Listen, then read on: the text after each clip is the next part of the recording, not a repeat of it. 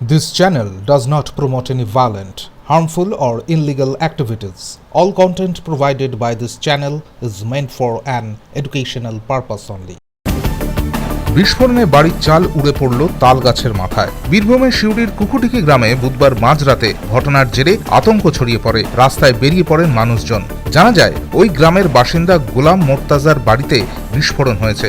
বিস্ফোরণের জেরে মাটির বাড়ির টিনের চাল উড়ে তাল গাছের মাথায় পড়ে গিয়েছে। ঝলসে যায় বেশ কিছু গাছ। পুলিশের অনুমান পরিত্যক্ত মাটির বাড়িতে বোমা মজুত করা ছিল। গোলাম মোর্তাজা সাঁইথিয়ার বালিঘাটে কাজ করেন। এছাড়া ট্রাক্টর ও টোটোও রয়েছে। যে বাড়িতে বিস্ফোরণের ঘটনা ঘটেছে সেখানে কেউ থাকতেন না, তবে পাশেই বাড়িতে থাকতেন মোর্তাজা এবং তার আত্মীয়রা। ঘটনার পরেই এলাকা ছেড়ে পালিয়ে যায় গোলাম মোর্তাজা। রাতেই বিশাল পুলিশ বাহিনী গিয়ে দুইজনকে আটক করে। ঠিক কী কারণে বোমাগুলো মজুত করা হয়েছিল খতিয়ে দেখছে পুলিশ।